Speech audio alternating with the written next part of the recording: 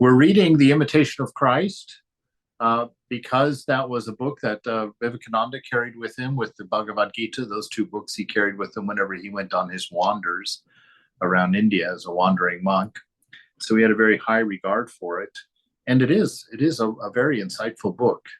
And it's always interesting. There is only one religion, of which there are many different traditions and practices. But all religions are trying to take care of the same problem.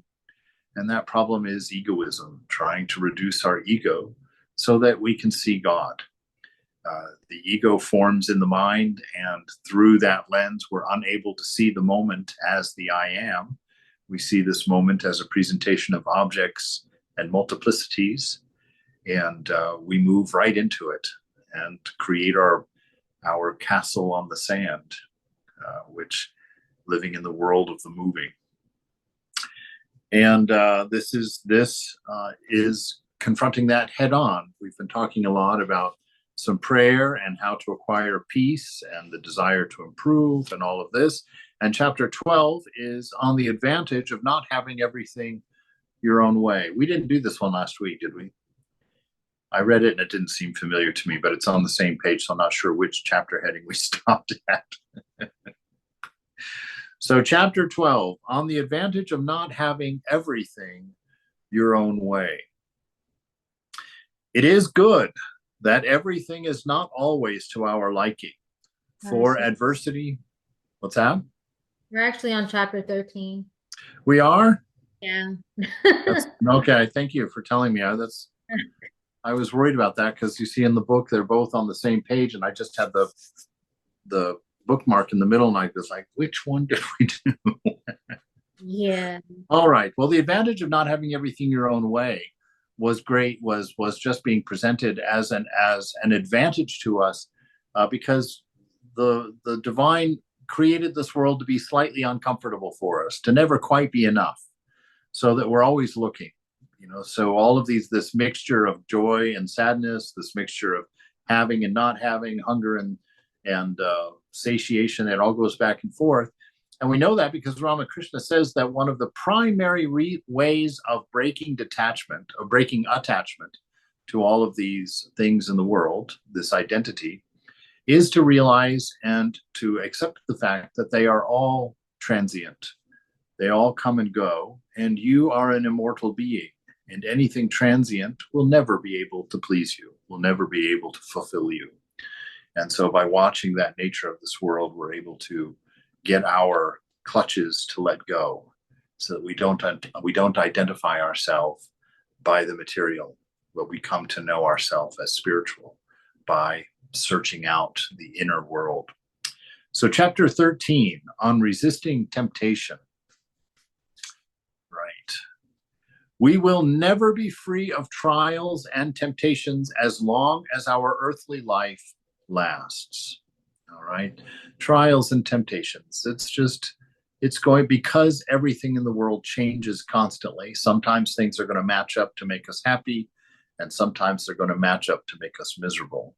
And we're not in charge of most of those changes in the world, which is another thing you become acutely aware of when you turn your eyes inward. You begin to realize that you are not the doer, because there's too many things that happen that you have no control of that limit your choices of what you are able to do and navigate in the world. And so by becoming aware of what you don't control, by going deep inside and being witness to all of these things and noticing these things, we come to realize that this topsy-turvy up and down is the nature of Maya, the nature of this world. And so the Christian idea, the Christian way of talking about this up and down is trials and temptations, right? So as long as life lasts, this is going to happen. This is what keeps us wondering. What is this all about? Why am I here? Why am I doing this? What is the point of all of this? And it's those kinds of questions that drive us inward. And inward is where we find the presence of God. We find the kingdom of the divine there. For Job has said, and Job, do you know the story of Job? Probably some do. Job was a character in the Old Testament. He was a very devout, very righteous person. It's kind of a disturbing story, actually, in some ways, because God is talking to Satan in out in the yonder somewhere, and he's telling Satan, he says, "Have you ever considered my man Job? He is so faithful. He's so upright. He's such a great guy."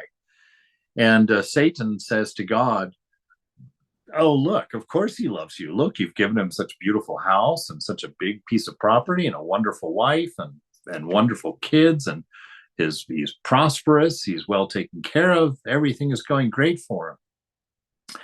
And Satan says to God, he says, "Give me permission, and I'll tempt him and put him on trial, and you'll see he'll curse your name." And so God says to him, "Okay, go. I give you permission." So there's a very interesting thing there in Christian theology, is that Satan is not able to tempt you with evil, not allowed to tempt you without God's permission. Very interesting little point made there, because he couldn't attack Job until God gave him permission to do it. And so we see that God is ultimately responsible for good and evil, even in the Christian world, although that point is not often made. And quite often, by many of the Christians, they're not even aware of that point. So he says, Job has said, "Is not the life of human beings on earth a drudgery? Therefore, we should always be on our guard against temptation, always praying that our enemy, the devil, who never sleeps but constantly looks for someone to devour, will not catch us off guard." Okay. Now, as Vedantins, we don't have that. We have not anthropomorphized evil into a separate character. So for us, Satan and egoism would be the same thing. That your egoism is always looking for ways to build itself up, to establish itself as separate and apart, as better, as whatever attributes. It's just always trying to gather as much evidence of its own existence as it possibly can, because at the root of it, it doesn't exist. And so ego is always insecure and always needy, and its goal is to serve body mind, right? It doesn't know anything of spirit, doesn't care about spirit, and actually avoids spirit, because spirit is its antidote. And so seeing yourself as spiritual and identifying yourself as spiritual without boundary and of the nature of love and wisdom is a tragic a tragic occurrence to the ego. The ego very much dislikes that. So when he's talking about Satan as a Vedantist, you can put the word ego in there and it will work just as well for us. There we should always be on our guard. And so, of course, we know this. We are always trying to establish ourselves in the presence. And the way that we establish ourselves in the presence is by going inward and finding the presence within, in the shrine of the heart, and to be there in silence. And in that profound silence, the truth is obvious to us. The presence of God is obvious to us. And if we can grow to the point where we find our joy in that, where we have silenced the mind enough that our inherent bliss, the bliss of Satchitananda, can come up and express within us when we're not distracted by mind and by the world of change. So we're always being on guard, is always being in that state of the shrine, in the shrine of the heart that St. John of the Cross talks about, and being alert all the time so that nothing pulls us out of that place of stillness. We don't get pulled out into the world. We don't get pulled from being the witness into being the doer, so that we don't define ourselves by body, mind, and get caught up by all of those needs and then all of the poles of the relational lines in the rest of the world. So we have to be always on guard against temptation, always praying that our enemy, the devil, who never sleeps but constantly looks for someone to devour, will not catch us off guard, right? So we also have to be on guard, watching how our samskaras, our past actions, are rearing their heads. When something in the senses reminds us of something, and that creates a desire, and then we're pulled out of our inner stillness So we have to watch for these things. You have to be on guard all the time. And that's part of what we're trying to establish through our practice of meditation. Meditation is finding the stillness within and then trying to establish ourselves in that stillness, separate and an observer of the changing world, not necessarily separate from it, but an observer of the changing world with an awareness of the unchanging absolute, which is the divine, which is God. No one in this world is so perfect or holy as to not have temptations sometimes. We can never be entirely free from them. This is true. As long as we're in this world, we're attached to this body of sensory input, which is always, comfortable, not comfortable, happy, unhappy, hungry, not hungry, lusty, not lusty, all of these constant changes that go on in the body that are constantly trying to hook us into looking for solutions through our senses, right? If we believe ourselves to be body-mind, then our solutions to the problems of body-mind lay through the senses. And engaging with the senses, as we know from the Garden of Eden, engaging with the senses, looking at the fruit of the knowledge of good and evil, which actually is the birth of egoism. That's what you get from eating the fruit of the knowledge of good and evil.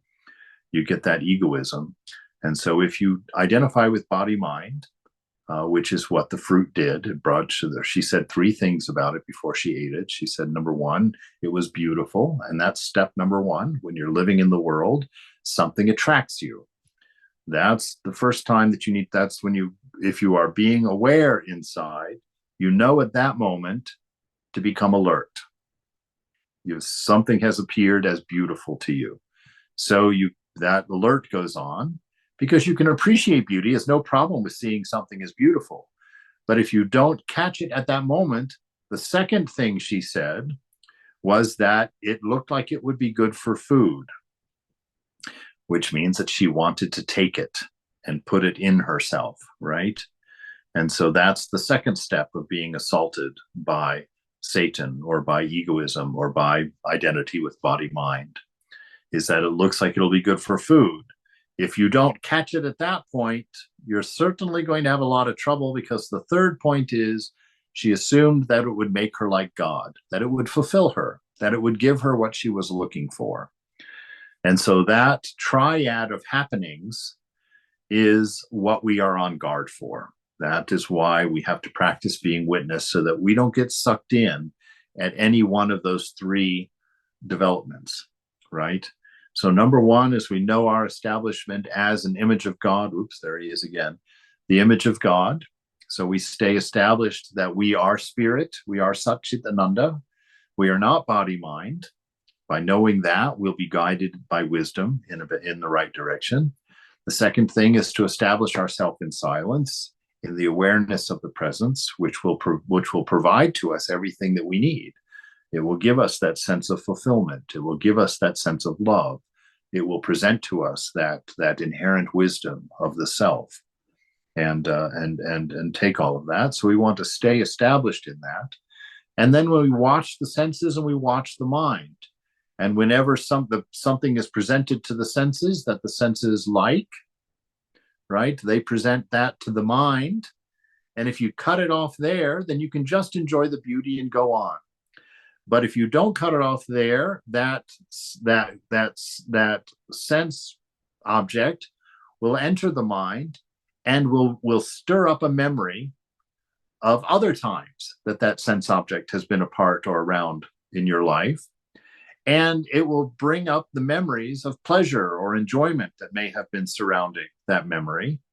And then if you don't catch it at that point, right, then you'll think that you need to have that thing in order to be happy. You think that you need to have that thing in order to be content. So it has bitten you, and you have looked at the tree of the knowledge of good and evil. You have found it to be beautiful.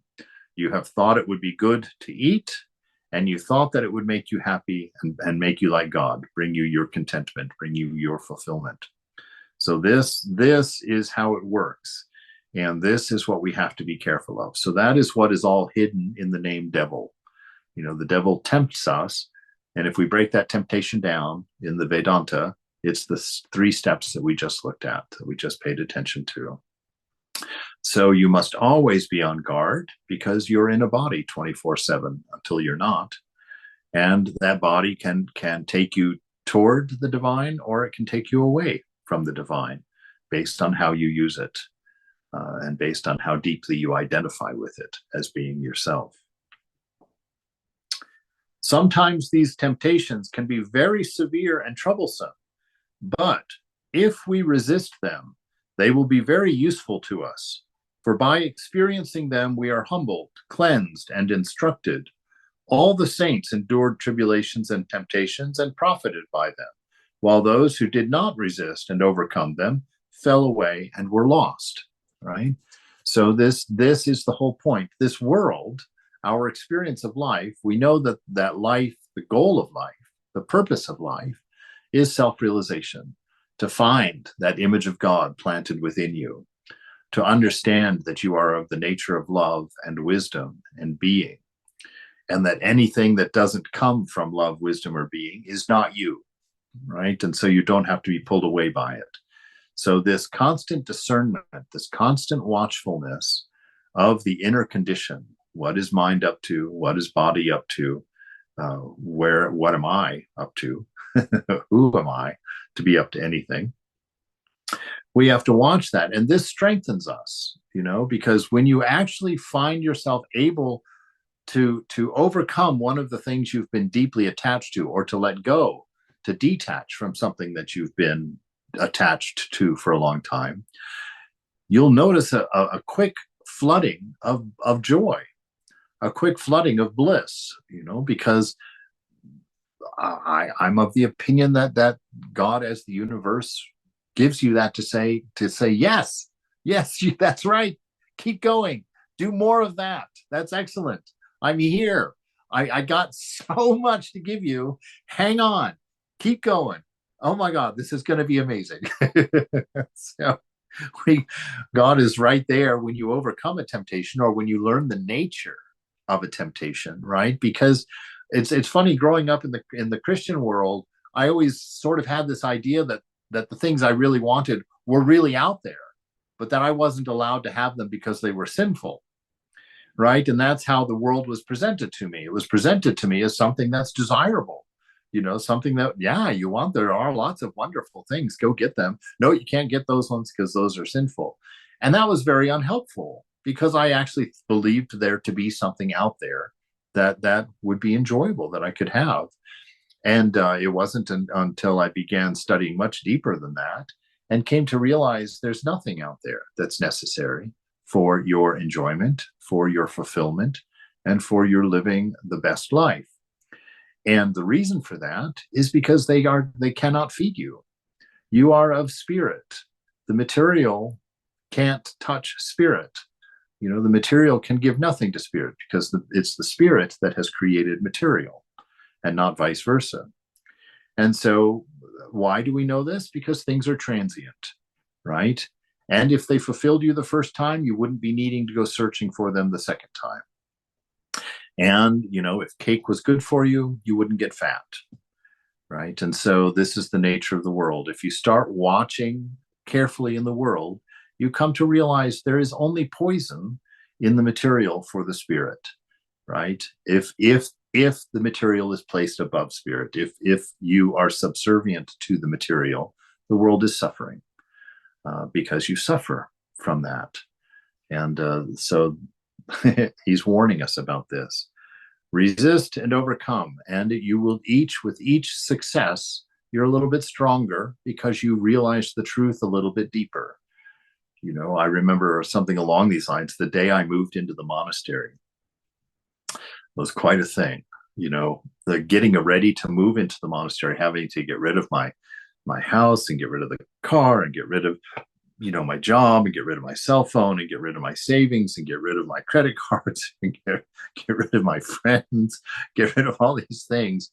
That was a horrendous experience at the time. It was like, shaking in my boots the whole time. I remember my first night in the monastery, I went to bed, and I cried myself to sleep, because I was so scared of what I had done. I was like, oh my God, this is huge. When they took me to my new room, and said, "This is your room." And the bed was already made. It wasn't my pillow. They weren't my sheets. There were already books in the bookshelf. That wasn't my books. They weren't wasn't my bookshelf. There were already pictures on the wall. I didn't hang them there, you know. And all of my colored clothes I had to get rid of. I had at that point 3 white shirts. A couple. We wore khakis back then up in the San Francisco Center. So I had khakis and white shirts in my closet. That was it. And so I went to bed crying that night, just terrified because, oh my God, what have I done? And the next morning, it was beautiful. When I woke up in that morning, oh my God, the elation I felt inside, the joy I felt inside, mostly because I was still fully me. You know what I mean? It's like I was afraid that I would wake up and realize I was missing my whole life. That was the feeling as I approached that renunciation.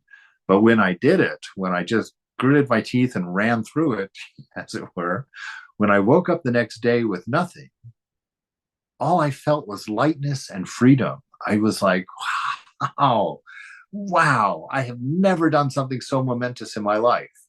And I felt, again, just felt that sweetness of the divine, that sweetness of the truth, that giving up everything that I had collected in my life up until then literally made no difference to my experience of being. Made no difference. I was exactly the same person as I was the day before. And that was a miraculous realization to me. I was like, oh my God, these things weren't defining me. They aren't what I am. They're nothing in and of themselves. They're dust, right? Everything turns to potting soil, ultimately. There is no place so holy or so remote where you will not meet with temptation, nor is there anyone completely free from it in this life. For in our body we bear the wounds of sin, the weakness of our human nature in which we were born. Okay. Yes, it's not, yeah, we talk about this quite a bit. When they talk about human nature, they're talking about Adam after the fall, right? So they have this, Christianity has this idea that we're all sinful by nature. That can't possibly be, because Adam had to fall in order to become sinful by nature. Adam was not born fallen. So our nature cannot be the nature of fallen. Our nature is the nature of God, the nature of that image of God within us, which the Vedanta tells us the nature of God is love, unconditioned and infinite, wisdom, and being, is this existence. And so, but it is true that we carry within our bodies the marks of our pain, the samskaras of what we've done, and the memories. Every desire that you fulfill, we talked about this morning in Advaita a little bit, every desire that you fulfill, unfortunately, comes with seeds to produce that desire again, right? And so if you give in continuously to the same thing over and over and over again, you become enslaved, because all those seeds have grown up and are choking you out, and shutting you down. And so don't ever feel like you are in a situation. It's kind of like what they tell an alcoholic. Don't ever feel like you have overcome your alcoholism enough to go have a drink with your buddies. Don't do it. No is the answer for you. Don't think. And so he's telling us here really the same. Never feel like you've gotten spiritual enough to where you can get careless, where you can chill out, chillax, and fall into whatever it is comes into your mind, right? So he's just really saying that when we see it, when Nachiketas in the Katha Upanishad, one of my favorite Upanishad actually, because you really see all of it. We are in the Katha Upanishad. Nachiketas, this young man, criticizes his father's sacrifice because he realizes everything that we have to sacrifice is temporary and doesn't last. And what is God going to do with all of that? And he upsets his father a bit, and his father, sends him off to death. He doesn't kill him. He just says, give yourself to death. And so the son walks away, and he actually goes to the waiting room of Yama. I'm just jumping into this because I think it's such a beautiful and helpful story. And so he goes to the waiting room of Yama, the waiting room of death. But Yama's not expecting any guests, so he's not there for 3 days. And so the young boy has to sit there waiting for 3 days. Yama shows up, is mortified that a Brahmin, a spiritual seeker, has come to him and that he wasn't there to help him or to serve him or to give him any hospitality. And because of that, he says, "I'll give you some boons. I'll give you a boon. What do you want? I'll give you anything you ask for." And Nachiketa says, "I just want to know what's going on. What is life? What happens when I die? Who am I? What is this experience?" And it's very interesting because Yama's like, "Oh no, no, no, no, no. I can't give you that. I'll give you," and he literally tempts him. He says, "I'll give you all the wealth in the world. I'll give you beautiful nymphs of celestial beauty for your enjoyment. I'll give you a long life of 100 years. I'll give you tons of progeny." Offers him all of these things. And Nachiketus is just a very, very unusual young man. He sits there and he discerns each one of them. He's like, all of that is temporary. All of that will go away. None of that is lasting. I don't want any of that. I want to know what life is about. And so Yama gives him this lesson about this sacrifice that he can practice that will take him to heaven, will take him to this knowledge that he's seeking. And he names this sacrifice after Nachiketus, right? And so this is, you can see in Nachiketus all of what we've just read, his awareness of these things, his watchfulness. He's discerned. He knows the nature of the world. He knows that it's temporal, that it will not be able to fulfill him. And so he wants that one most important thing. And see, all of us are sitting in the waiting room of death, right? That's what we're doing. We're sitting here waiting to die. What to do?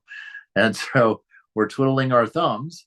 And if you are in this waiting room and you're a spiritual seeker, you want the truth, you're a Nachiketus, right? You're a Nachiketus. And death is, is sitting here trying to say, okay, all right, this one's seeking, he's doing pretty good. Let's offer him a few more, celestial beauties, celestial studs. Let's put a few of them more out there, make them more available. Let's offer him some good French food. Let's give him a really good job with lots of money, right? And make him feel a little bit of pride, a little bit of strength in that. And so we have to constantly be aware of our nature, and we have to answer all these questions from our discernment and from our awareness in order to be free. And the sacrifice that Nachiketus was taught that had his name. It's funny because, of course, the Upanishad doesn't tell us what that sacrifice is exactly. It just tells us that this is the sacrifice, and it says that he told Nachiketus all about it. And he said, because you are such an exceptional young man, I'm going to name this sacrifice after you. And so my take on that, and it's just my take on it, is that this sacrifice is the sacrificial fire is our own self. And the offerings that we put in our ears, in our eyes, in our nose, in our mouth, through our touch, all of those are offerings on this fire that keeps your body at 98.6 degrees. So all those offerings are made on that fire. And then everything that you do with that, with all of this information, all of these offerings that you have placed on your fire, all of your being is affected by them.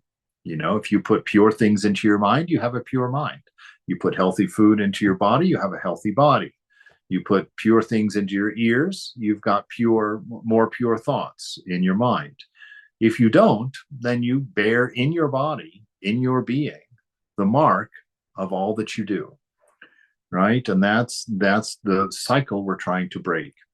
So we can begin to break it by making sure that we offer to this holy fire, this self, the presence of God, actually, that we offer only good things, positive things, helpful things on that fire, and that will bring about our knowing the truth of the nature of death and the nature of this universe and existence. And so this is where we're at. This is how we have to go forward. And this is what we're grappling with. And so in the Vedanta, we've got the Katha Upanishad story to lay it out for us. And here in chapter 13, we've got the wisdom of some of these early church fathers telling you the same thing without a story, just saying very directly, these temptations are always there. Always be on guard. They hurt you when you fall to them. You'll bear that mark in your body, and the seeds of that desire will sprout and present them to you again, over and over. So he says, as soon as one temptation or trial goes, another comes. And boy, isn't that the truth? But there was a Swami, I've told this story about a Swami that came to have lunch in the San Francisco Center one time with Swami Prabhutananda. And he said, oh, Maharaj, I've been practicing for a lot this year, and I've come to know the nature of desire. And of course, Swami Prabhutananda's eyebrows went up, and he was like, oh, please tell us this. What have you seen? What have you learned? And the Swami said, I have noticed through careful discernment that when I fulfill a desire, I feel a sense of joy. And I have always blamed it on the fact that I fulfilled my desire. So whatever object that I acquired, I would blame my happiness on having acquired that thing. He says, and that troubled me because I thought that looked like a reward for wrongdoing. And he said, so I began to look more closely. And he said, I became aware of something very, very important. He said, I realized that when I fulfill a desire, for a brief moment, I am without desire. And in that brief moment that I am without desire, I become aware of my nature. That bliss becomes palpable to me. And I blame that bliss on the object. But the bliss was because of the silence of being desireless, that I became aware of my own inner bliss, that ananda, which is my nature, right? And so he says, I was then able to detach myself from objects because I understood that I was being rewarded with something that was my very own all the time, as long as I'm not being distracted by the fruits of the tree of the knowledge of good and evil, the fruits of the senses that are laying out there all around the world. As long as I'm not being pulled out of my nature, not having my attention taken off of the divine reality within, then I'm blissful. And so this is a good thing to know, because it is continuous in the world until you weed out those seeds, until you've burned out your karmas, and then they're not so regular. But in this world, pretty much you're always going to have something there, because you look at Jesus, you look at Buddha, you look at Ramakrishna, all of them had one of these periods where just before their realization, in the case of Jesus, he went out to the desert to pray for 40 days or something crazy like that. And Satan took him to the top of a mountain and said, if you worship me, meaning your body, mind, meaning your ego, if you serve me, I'll give all of this to you. I'll give you a kingdom over the whole world.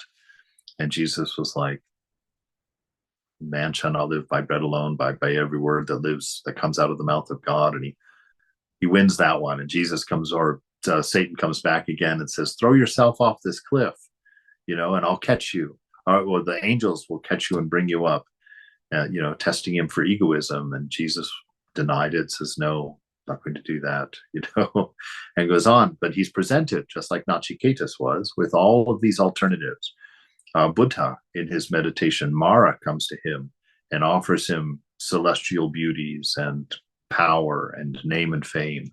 And he also has to sit there and stay established in his meditation, in his shrine within the heart, and he manages to do it. And then he gets his realization.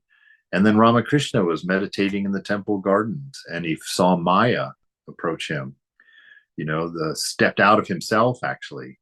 He saw this black, unctuous creature come out of himself and turn to him and offer him all of the standards, all the name brands. Here, come, take this. And he also stayed established within his heart and was not pulled into the world of change for his identity, and got his realization from that. So we see that this world is all about that, keeping you deluded so that the game goes on. Keeping you into the cycle of desires and hunger, right? We will always have something to suffer because we have lost our original state of happiness. We have forgotten who we are. That is how you lose your original state of happiness. Your original state of happiness is within the kingdom of God, within the Garden of Eden, which exists within you. And it was desire that brought Adam and Eve to have to suffer their exile from the garden, from within. You cannot stay within the bliss of self, within the bliss of God knowledge, as long as you think there's something outside of yourself that is necessary for your fulfillment, or something outside of yourself that is necessary for your joy or your happiness.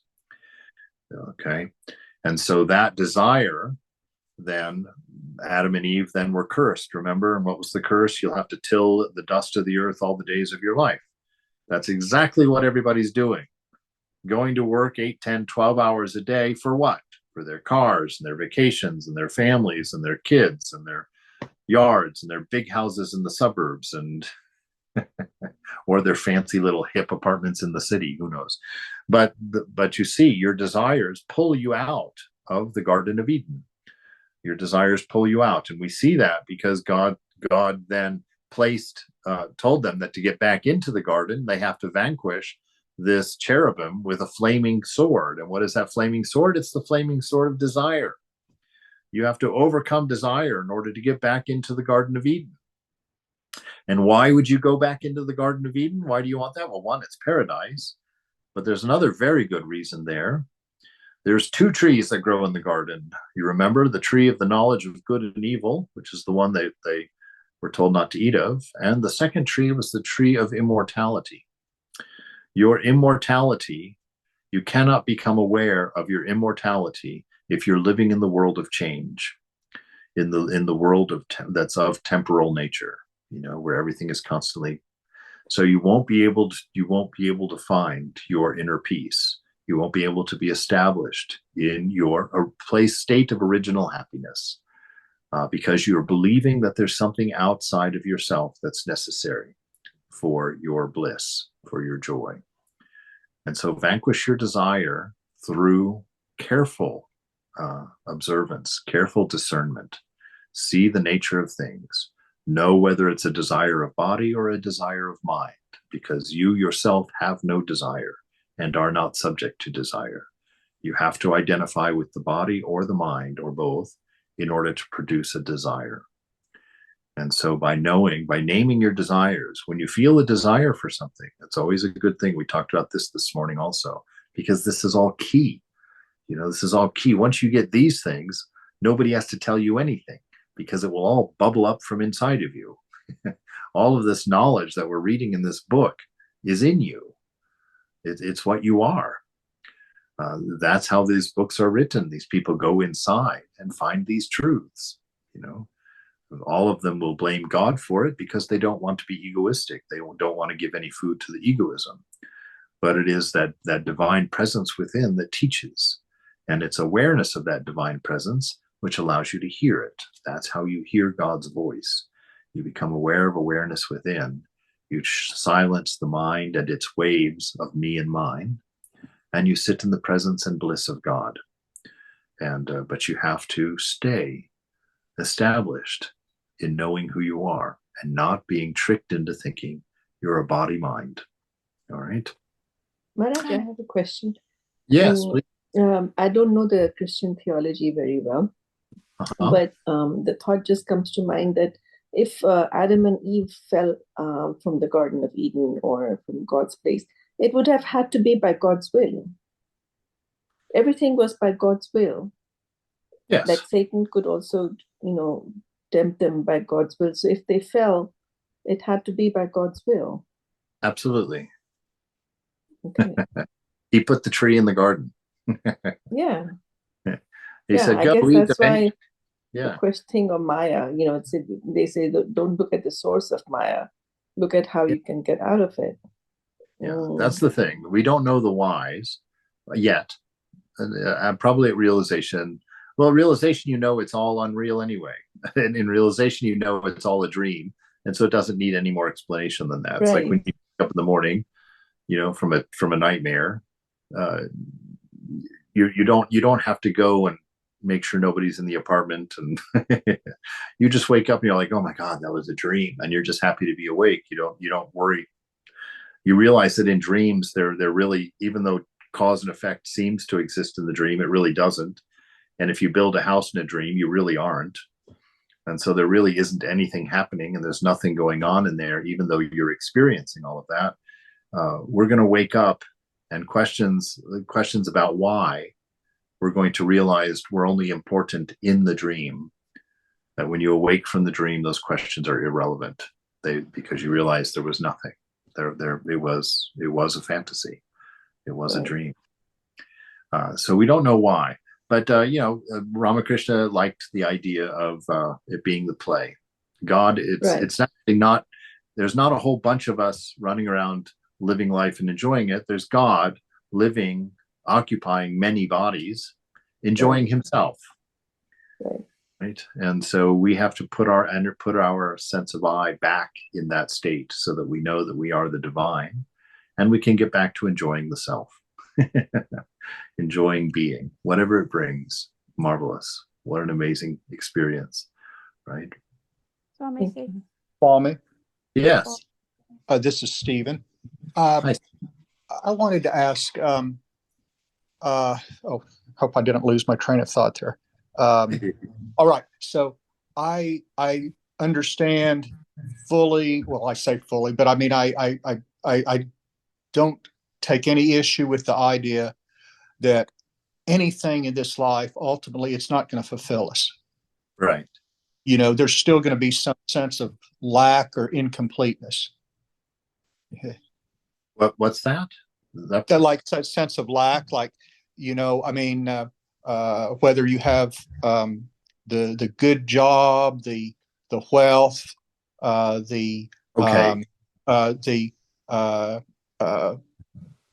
since I'm a beautiful wife, for instance, and wonderful kid, have everything and plenty of friends, all the things that you might imagine the world offers, that, there's still a sense of unfulfillment, I guess would be the word. I think maybe you even used the word unfulfillment earlier. Yeah. But my question is more, and because I've heard in some Vedantic teachers, that, well, and I hope I'm pronouncing this word right, but I think it's mithya. Is it mithya? Like the lower reality? Is that mithya? Okay. Mithya. Yeah, that is our reality, and we're not in. Is it Satya? Satya. Satya, yeah. Satya is one of the three elements, of creation. And so what I'm really wondering about, or I would ask you to comment on, is, because I know that to sustain my body, I need food. And I know that I depend on other people. I mean, I'm not able to provide everything for myself in the sense of, I'm not, there's so many things I don't know how to do myself. Right. I need other people in the lower reality. And I feel like I have emotional needs, that I like to see a friend sometime and have coffee with them and that social interaction. So I'm just wondering, if you comment on that, that I personally, I feel like I do have, human needs. Even if I'm not pursuing great wealth, or I'm not, pursuing lustful behavior, I still have some needs. Okay. Yes. Instead of, well, I'll comment on it, and then I'll go somewhere with it. all of those things that you listed there belonged to body or mind. I have to eat food. I have to take shelter. I want a good family or a beautiful wife. I need people to help me. And then you mentioned some things that belonged to mind, to keep you happy, to keep you fulfilled and whatnot. So all of those needs are generated by body mind. The first thing that we are confronted with in the Vedanta is that you are not body mind. You are a self. You are the eternal witness within of the nature of Satchitananda. Okay. So stopping there and changing gears, I want you to think about a dream. Do you not feel those same things in a dream? Right? In a dream, you have a body. It may be it'll be a different body from the one you're in right now, and you'll have a mind, but it will be a different mind than the mind you have right now. None of your memories or even your body will be available to you in the dream, but you'll still be fully you. There's a big clue there that you are a perfect renunciate because you gave up your daytime body without any struggle at all. You gave up all of your daytime world without any struggle at all. You're not missing your wife. You're not missing your kids. You're in the dream. You're in a completely different place. So that shows you that your nature can't be all of the things that you've surrounded yourself with, because you do the same thing in the dream in a completely different way. And you don't miss at all or even remember or know of the things that are going on in your waking life. So if you were the body mind, how could you leave them completely and enter into a dream and take on another body and another mind? What is that which is you, that is you in the dream and you in the waking state? That is what we're trying to get at. That you, which can take on any body. And in fact, you have, because that same you that has taken the body that you have, Stephen, has taken my body as Swami C, and has taken Elizabeth's body as Elizabeth and Lydia's body as Lydia. So we are not actually individualities living our lives. We are God living and playing the life of Lydia, the life of Swami C, the life of Stephen, and everything happens to him or her. But he has forgotten his nature by his contact, by his close contact, his close proximity to this body mind. He's identified with it. Just like in your dream, you have forgotten your daytime body mind. You have forgotten your life in the daytime, and you have taken on this life in the dream. You have done the same thing now. You are the divine self, and you have taken on the body mind of Stephen, and you believe that to be who you are. And because you believe that's who you are, you believe when the body is hungry that you are hungry, and that it means something. And you have come to believe that when the mind is in a mood, you are in that mood, right? Because you've identified with it. But through practice of careful internal observation and discernment, you come to realize that you are separate from the body mind. That's why you're able to take on a completely different one for the dream state without any notion of the waking state. So you know that you are not body mind, that you are free, and that the needs of the body mind are not your needs, right? It goes further than that, where you can say, like, I'll use myself as an example because this is very exciting for me because it's new. I moved out here to Colorado a year ago to undertake this new idea of a mission. I got here with $79. That was it. I walked out. The monastery no longer was supporting me. The institution wasn't providing my health insurance. I had nothing but $79 when I got here. It's now been 13 months. I have done nothing about that problem. I didn't get a job. I haven't done purposely anything to go make money or to get money, and yet the Divine Mother, through many of you, but also many others who I haven't met, the Divine Mother has taken care of all of the expenses, all of my needs of my body mind since I've been here for a year. And I haven't done anything for that. So what I'm saying in that is that it is not you who has provided and gathered all that has been provided and gathered for your body mind. You believe that you have been the doer, but when you go inside with careful discernment, you have to realize that there are so many variables that you have no control of that are necessary for you to have gotten and been sustained in the way you've been taken care of in your life, that you come to realize there's no way that you could be the one responsible for feeding yourself. And that the sense of responsibility comes through egoism, produces egoism, and locks you into an idea that you are this body mind and you have all of these problems and things that have to be constantly addressed and taken care of. You know, but in the end, it's futile because this body drops off anyway. You know, this mind ceases anyway. And so, and at that point, you wake up from this dream and realize a reality that's closer to your nature, closer to what you are. Perhaps not fully there yet or not, depending on how things are going for your spiritual life. So that's really how it works. Now, if since we're not there, okay, this is an ideal. This is what Thakur says: take this information, take this knowledge of Advaita, roll it up, and put it in your pocket. Know that this is the truth. Now we have to deal with the fact that I do think I'm a body mind, right? And I do have an ego. And so Thakur says the way to deal with it is, one, accept everything that comes to you, both the good and the bad. Know that, like what St. Paul says in the book of Romans, all things work together for good to those that love God. Okay, so take on that notion.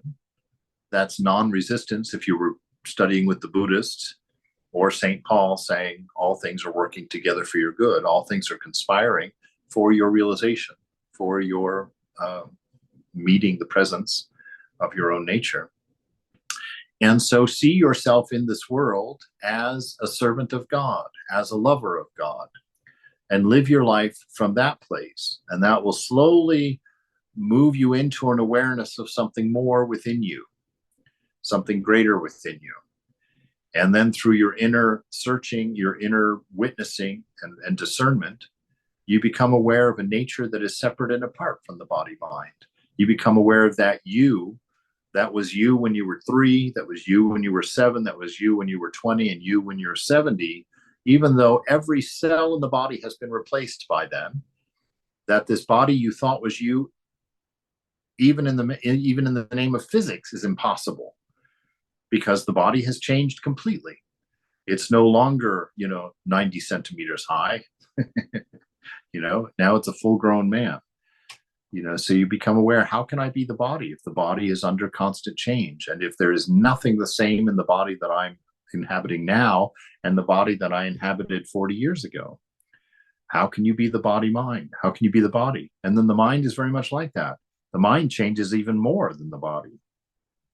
The mind is changing constantly. So how can you say that you are the mind? And if you think, oh, well, they were just growing, they have changed completely. And yet you have always referred to yourself as I. You believe yourself to have been present and steady all the way through all of that change. If that's true, how can you say that you're a body? How can you say that you're a mind? So we slowly become aware of this higher nature within. And then when one of the very high things that becomes apparent, becomes obvious to us, is that we have never been the doer. We have always been the watcher, right? In the dream state, there is no doing, right? You can build a house in your dream, but there's no house being built and there's nobody building a house. But you will have that experience of building the house in your dream, right? But we see that you are not the doer because there's nothing to be done. And so this becomes apparent to us as we grow in spiritual life as well. It's one of the hardest things to believe, but it's very important, because look at the number of times in the Gospel of Sri Ramakrishna that Ramakrishna makes that point. You are not the doer, right? And this is where I bring up my story about the Phoenix airport, because this is the best way that I have to understand not being the doer and why we think that we are in this world. I was in the airport. There was this little kid, probably 3 or 4 years old, at another gate. But in this airport, they had one of these video game machines with a steering wheel on it. And there were these little cars that were going around a track. It was quite a few years ago, so it wasn't the big 3D immersive car racing things they're doing now. It was just this little pixelated track that went in a funny shape, and you were driving these little pixelated cars and had to keep it on the track to win the race. So this little kid could hardly reach the steering wheel, let alone see that screen. So he's looking like this, and he's being very focused and keeping that car, on the road and driving. And his father comes up and taps him on the head and says, "Joey, we got to go catch the plane. They just called us. You ready to get on the airplane?" And Joey says to his father, while he's still watching wide-eyed on the screen, he says, "I can't go right now, Dad. I have to keep my car. I don't want my car to crash." And Dad says, "No, we've got to go." And he takes Joey and pulls him away. So I'm watching all of this. And as he pulls Joey away, I realize that Joey had not put any money in the machine. That machine was running on demo mode. So that car was going to stay on that road no matter what. But Joey thought that because his will wanted that car to stay on the road, and when he would turn right, the car would turn right, and he would assume that the reason was linked. That car's turning right because I'm turning right. It's not that my will and the machine's will has aligned for a moment, right? And I think that I'm the one that did it. And so you get a very clear understanding that that's what this life is. You get the sense of doership because most of the time, not most of the time, actually, it's probably not even half the time if you pay attention, your will and the divine will are in alignment. And so things are happening at the same time that you're moving or doing or expressing a will for those things to happen. But you don't realize that they're only happening because you're in alignment with the divine will. And you can see that because there are many times when things don't go your way, where the universe doesn't work out. But you see, the mind is constantly creating a narrative that supports the ego being in charge, because that's what the ego does. And so the ego is constantly convincing you that you're in charge and that you're the one doing this and that life is happening the way you want it to happen. But in fact, it's only doing that very occasionally when you're in alignment with the divine will. And all the other times, the ego just changes the story. And you accept that. And this is where I tell my Caro's restaurant story. You plan on Friday, I'm going to go to Caro's restaurant with Jim and Jane, and we're going to have that famous pizza that they make. But when the weekend comes, you end up at the movies with Charles and John, right? But you will still believe that you planned your weekend. You'll still believe the one you were responsible because your ego has changed the story. When Jane and Jim couldn't make it to Caro's, and so John and whoever I said invited you to the movies, you just changed your plan, but you still called it your plan, right? So you named something, you named it that was consistent all the way through, and you feel like, oh, I'm at the movies tonight because I planned to be at the movies this weekend, and I made all of this happen. But that's not what happened at all. Arbitrary events happened, and you just kept changing your idea of what your plan was to follow that accordance. But you fool yourself into thinking you're the doer, that you're the one making all of this happen. In reality, your body mind would get up and go to work and do all of the things it has to do tomorrow, even if you as the self were absent from it. Let's just say that the body could do that, because actually you are the body's existence, and you are the body's wisdom, and you are the body's love. And those are the only three things that compel the changing world, right? But your body is running on karma. It's the wheel of samsara that's rolling down the hill. So when the body's hungry, the mind knows how to feed the body. The mind knows how to do all of that stuff. That's what does it. The mind knows how to get to the office. The mind knows how to do the job. The body knows how to, get you there, and all of these things. And these things would happen because of karma, because it's just the wheel of samsara rolling along. You are entangled in it because you believe it's you, and you think that you are the one in charge, and you're taking responsibility for all of the subset of things that are happening related to the body mind. And that is your Maya. That is your story. That is your ignorance. But you come to know at some point that none of that is true, and that your life carries on as it carries on as a result of karmas, regardless of what is in there. And you have to find your freedom by understanding you are not the body, you are not the mind, you are not the doer, and that none of this has anything to do with you other than a manifestation of what love could look like through this instance called Swami C, or through this instance called Stephen. All right. That was, wow, I really jumped into that. And it's 8:11. Oh my gosh. Yeah, that I mean, that's like, I mean, I feel like you've summarized the whole of Vedanta.